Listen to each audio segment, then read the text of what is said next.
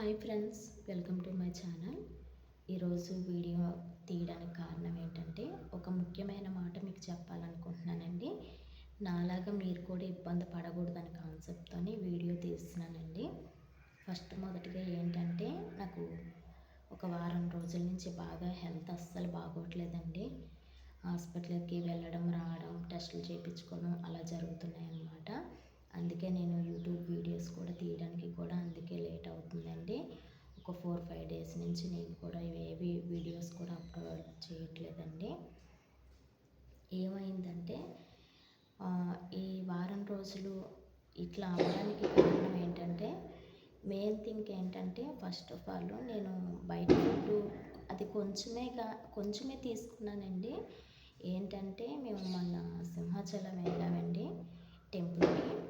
దర్శనం చేసుకొని రావచ్చని కాన్సెప్ట్తోని మా ఇద్దరు పిల్లల్ని తీసుకొని వెళ్ళిపోదాం అనుకున్నాం. కానీ ఆ రోజు మా పెద్ద పాపకి హాలిడే పడ్డదనమాట. ఇంకా మా చిన్న పాపను లక్కీగా తీసుకెళ్ళకపోవడం మంచిదైంది కాబట్టి సరిపోయిందండి. లేకపోతే ఆ పాపకి కూడా ఇబ్బంది అయిపోను. ఏమైందంటే టెంపుల్ నుంచి వచ్చిన తర్వాత అంతా బాగానే ఉందండి. మా పాపకి 8:30 అలా అంటే కొంచెం అక్కడ ఆడుకోవడం, తర్వాత ఏమో టెంపుల్ అన్నాక నడుస్తుందండి, కలిసిపోయిందనమాట. ఇంటికి రాగానే మేము 8కి వచ్చామండి. పాప 8:30కి అలాగే నిద్రపోయిందనమాట. నిద్రపోవడం స్టార్ట్ అయ్యింది. వెంటనే పాపకి కూడా ఫుల్ ఫీవర్ వస్తుందండి. ఇంకా మా ఇంట్లో ఉన్న టానిక్ ఇలా పట్టి పడుకోబెడితే మార్నింగ్కి కొంచెం తగ్గింది. మళ్ళీ 8కి అలా మళ్ళీ స్టార్ట్ అయిపోయిందనమాట. మళ్ళీ హాస్పిటల్లో చూపించాం, కొంచెం మెడిసిన్స్ అవి వాడుతున్నాం అనమాట. తర్వాత మా చిన్న పాపకి కూడా ఎవరికైనా తెలిసిందే కదండి, ఒక్కళ్ళకి కానీ వచ్చిందంటే ఇంకా ఇంట్లో ఉన్న వాళ్ళందరికీ వచ్చేస్తుంది అనమాట. మా చిన్న పాపకి కూడా అలానే వచ్చేస్తే ఇంకా చిన్నపిల్లల హాస్పిటల్ తీసుకెళ్ళి చూపించానండి. చూపించిన తర్వాత అంతా బాగానే ఉంది. అంతా బాగున్న తర్వాత మేము టెంపుల్కి వెళ్ళి వచ్చిన తర్వాత కొంచెం నేను అనేజీగా ఉన్నానండి. కొంచెం ఆ రోజు వెదర్ కొంచెం కూల్గా ఉందన్నమాట. నాకు కూడా కొంచెం జలుబు చేసినట్టు ఈ గొంతు ఉంటుంది కదండి, గొంతు కూడా కొంచెం జలుబు చేసేటప్పుడు మనకు అనిపిస్తుంది కదండి, గొంతు అంతా గరగరలాడిన తర్వాత ఏమో ఏదో ముళ్ళులు గుచ్చుకున్నట్టు అనిపించడం అట్లా అవుతుందనేసి నాకు ఇంకా బాడీ పెయిన్స్ కూడా కొంచెం ఎక్కువ ఉండడం వల్ల చేతకాక కొంచెం బయట ఫుడ్ తెప్పించుకొని మేము తిన్నామండి. అది మా పెద్ద పాపకు పెట్టలేదన్నమాట. మా పెద్ద పాప ఆ రోజు ఏం తిన్నా అనేసి అంటే కొంచెం పాలు తాగి పడుకుందనమాట. మాకేమైందంటే మా ఆయన గారు నేను బయట ఫుడ్ తిన్నామండి. ఫ్రైడ్ రైస్ అనమాట. తినకూడదు అనే తిన్నామండి. కాకపోతే ఇంట్లో చేసుకోవడానికి కొంచెం నాకు అస్సలు ఒప్పుకోలేదన్నమాట. ఇద్దరు పిల్లలకి బాగోకపోవడం వల్ల హాస్పిటల్ తిరగడం ఇంక ఇది అయిపోవడం వల్ల ఆ రోజు నైట్ ఇంకా లేట్ అయిపోతుంది, 8:30 అలా అయిపోయింది అనేసి ఇంకా మేము బయట ఫుడ్ తెప్పించుకొని తినడం వల్ల ఆ ఒక్క ఫుడ్ వల్ల చాలా ప్రాబ్లం అయిపోయిందండి. ఇంత బాధపడుతున్నాను అనమాట నేను. ఏమైందంటే థ్రోట్ ఇన్ఫెక్షన్ లాగా వస్తుందండి ఇదంతా. దానికి తోడు ఇక్కడ టాన్సర్స్ ఉంటాయి కదండి, అవి కూడా ఉబ్బిపోయి బాగా ఏమైందంటే ఇన్ఫెక్షన్ మరికింత ఎక్కువైపోయిందనమాట. అది నేను నైట్ తిన్నానండి. వెదర్ కూడా కొంచెం కూల్గా ఉందన్నమాట. మార్నింగ్ అంతా కొంచెం ఎండ కాసిన నైట్ అయ్యేసరికి కొంచెం కూల్ అవుతుంది కదండి వెదర్ అంతా. ఆ టైంలో మేము తినడం వల్ల ఈ నైట్ అంతా మొత్తం గొంతంతా పట్టేసి మార్నింగ్ లేవడానికి కూడా వీలు లేకుండా అయిపోయిందనమాట. నేనేమనుకున్నానంటే బయట ఫుడ్ తినడం వల్ల కొంచెం జలుబు అది ఉంది కదా, దానికి తోడు బయట ఫుడ్ తెప్పించుకోవడానికి మెయిన్ రీజన్ ఏంటంటే జలుబుతోని ఓపిక లేక చేసుకోలేక, తర్వాత ఏమి జలుబు వచ్చింది కదా కొంచెం ఘాటుగా తింటే తొందరగా తగ్గుతుందని కాన్సెప్ట్తోనే నేను తెప్పించుకున్నానండి.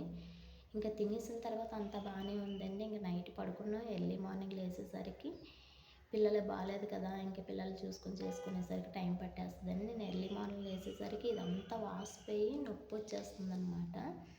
ఇంకా తర్వాత మా ఊర్లోని హాస్పిటల్కి వచ్చి చూపించుకుంటే ఇవి టాన్సర్స్ కొంచెం ఉబ్బినాయి అమ్మ, బాగా కొంచెం వాసిపోయినాయి అనమాట. ఇలాగా స్పెషలిస్ట్ ఉంటారు కదా, అక్కడికి వెళ్ళి చూపించుకొని సిజరన్ పడేటట్టుంది దగ్గర. ఇప్పటికి అంటే మేము ఎప్పుడైనా ఆయన దగ్గరే చూపించుకుంటామండి. ఇప్పుడు దగ్గర 4-5 సంవత్సరాల నుంచి ఉన్నాయి కదమ్మా, సిజరన్ చేయించేసుకుంటే సరిపోద్ది కదా, ఇదంతా ఇబ్బంది పడే బదులు అనేసి అంటే సరే కదా అనేసి మేము ఏం చేసామంటే మొన్న మార్నింగ్ వెళ్ళామండి 10కి అలాగా. పిల్లల్ని మా అమ్మ దగ్గర ఇంట్లో ఎవరు లేరండి. మా అమ్మ ఎప్పుడైనా హాస్పిటల్ వెళ్ళాలనుకుంటే మా అమ్మ దగ్గర చెప్పేసి వెళ్తామన్నమాట. ఇద్దరు పిల్లలకు ఒక పిల్లకి బాగోపోయినా కానీ ఇంకో పిల్లకి బాగున్నా బాగానే ఉండండి. కానీ ఇద్దరు పిల్లలకి అస్సలు బాగాలేదు. దానికి తోడు మా అమ్మకి కూడా అస్సలు జలుబండి. ఈ జలుబు వల్ల ప్రతి ఒక్క ప్రాబ్లం కూడా అటాక్ అయిపోతుందన్నమాట. ఇంకా ఇద్దరు చంటి పిల్లలు కూడా ఇంకా అమ్మ దగ్గర వదిలేసి మేము హాస్పిటల్కి వెళ్ళిపోయామండి. అంటే సిజేరియన్ అయినా చేయించేసుకోవాలా. మా ఆయన గారు ఏమన్నారంటే ఇంకెలాగే ఇబ్బంది పడుతున్నావు కదా, ఒకవేళ సిజేరియన్ అయినా చేయించేసుకో, దాంతోపాటు ఇది కూడా కొంచెం క్లియర్ అయిపోద్ది కదా అనేసి అంటే వెళ్ళామండి. వెళ్తే చూసారనమాట, ఈ టాన్సర్స్ సీమ్ పడితేనే చేయాలంటే అండి దీనికి ఆపరేషను, లేకపోతే అవసరం లేదంటే అండి. ఆయన ఏమన్నారంటే వెదర్ బాగాలేదమ్మా, ఈ సిచ్యువేషన్లోని అందరికీ ఇదే ప్రాబ్లం అవుతుందన్నమాట. అంతేగాని ఈ టాన్సర్స్ వల్ల నీకు వచ్చిన ప్రాబ్లం ఏం లేదమ్మా.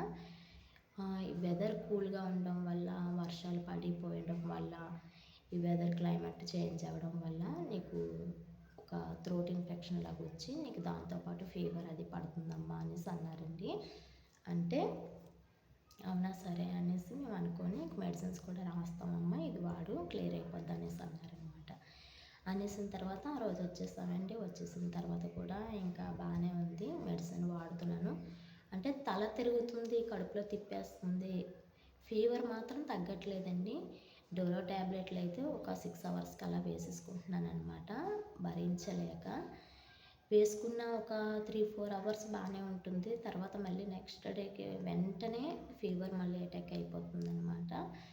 ఇదేంటి, డాక్టర్ దగ్గరికి వెళ్ళినా మెడిసిన్స్ ఇచ్చారు, మెడిసిన్స్ వాడుతున్నాను, ఇంజెక్షన్స్ వేసుకున్నాను, అన్నీ వేసుకున్నాను, అయినా ఎంత ఓవర్గా ఫీవర్ వస్తుంది ఏంటనేసి మళ్ళీ కాల్ చేసి అడిగితే డోలో వేసుకోమన్నారండి.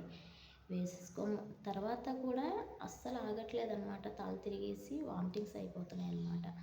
వామిటింగ్స్ అయిపోయిన తర్వాత ఏమైందంటే నిన్న మార్నింగ్ అండి, ఎర్లీ మార్నింగు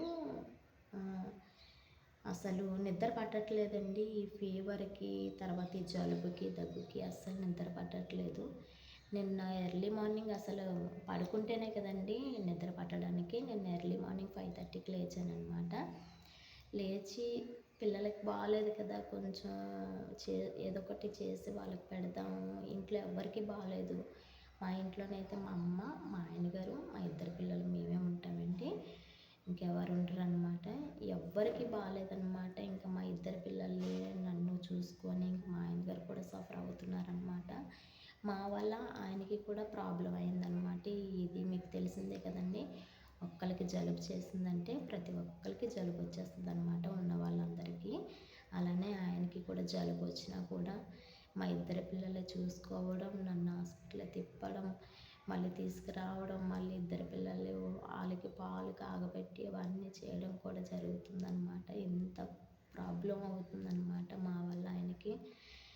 కానీ ఏమైందంటే అక్కడి నుంచి వచ్చేసిన తర్వాత నిన్న మార్నింగ్ నేను లేచి పిల్లలు చేసుకుందామనే కాన్సెప్ట్తోనే ఎర్లీ మార్నింగ్ లేచిపోయి ఇంకా నేను లెగుద్దామనేసి బయటకు వచ్చానండి. బయటికి రాబోకే తొందరగా ఇంకా బయటకు ఇట్లా వచ్చాను. వెంటనే వామిటింగ్స్ మీద వామిటింగ్స్, ఇక్కడ ఇదంతా అసలు వామిటింగ్స్ చేసుకోలేకపోతున్నాను. అలాగని మింగినా కూడా ఈ దగ్గు, కఫం ఉంటుంది కదండి, అది లోపలికి వెళ్ళట్లేదు, అలాగని బయటికి రావట్లేదు. ఎంతో ఇబ్బంది పడ్డానమాట. పడుకున్నా కూడా దగ్గు అస్సలు ఆగట్లేదు, నాన్ స్టాప్గా దగ్గు వచ్చేస్తుంది. తర్వాత ఏమో ఇదంతా తిరిగేసి సిరంపోటు అంటారు కదండి, ఇది కూడా అటాక్ అయిపోయిందనమాట.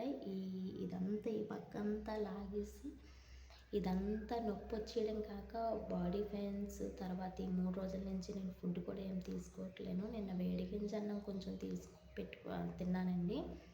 వేడిగింజ అన్నం తిన్నది కూడా ఇమ్మీడియట్లోనే తింటూనే వామిటింగ్స్ అయిపోయినాయి అనమాట. అయిపోయిన తర్వాత నాకు ఎందుకో టైఫాయిడ్ సింటమ్స్ కనిపిస్తున్నాయి అనిపించిందంటే, ఎందుకంటే నాకు టైఫాయిడ్ ఇది 3వసారి అండి రావడం. నాకు నా ఇంటర్మీడియట్లో ఒకసారి వచ్చిందనమాట. అప్పుడు కూడా చాలా ప్రాబ్లం అయిపోయిందనమాట. తర్వాత మా పెద్ద పాప 8 మంత్స్ బేబీ అన్నప్పుడు నాకు టైఫాయిడ్ వచ్చిందండి.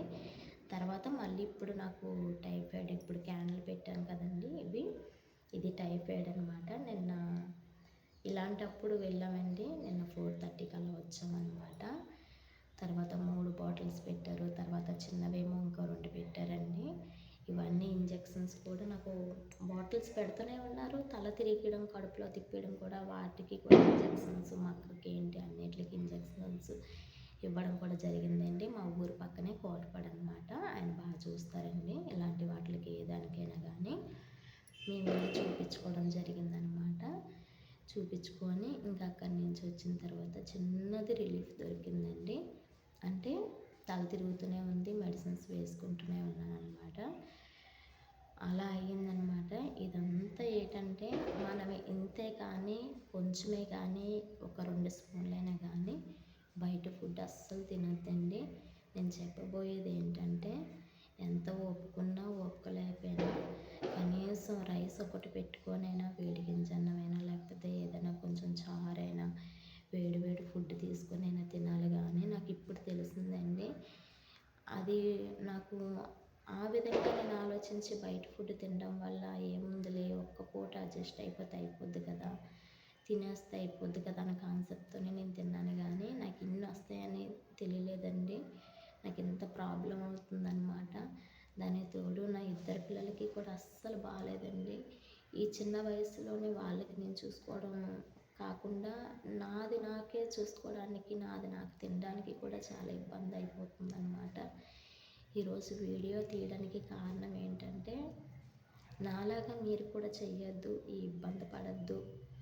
ఎందుకంటే ఇప్పుడు తెలిసి మోసపోవడం వేరండి.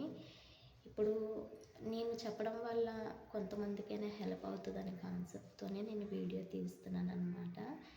దానికి తోడు ఈ సీజన్ కూడా బాగాలేదు కదండి, ఎవరికైనా ఈజీగా అటాక్ అయిపోతుందన్నమాట. దీనికి ఏంటంటే టైఫాయిడ్ అండి. ఇప్పుడే మార్నింగ్ 9కి అలాగా ఒక ఇంజెక్షన్ ఉంటే ఉదయాన్నే ఒకసారి, సాయంత్రం ఒకసారి చేయించుకోమన్నారనమాట.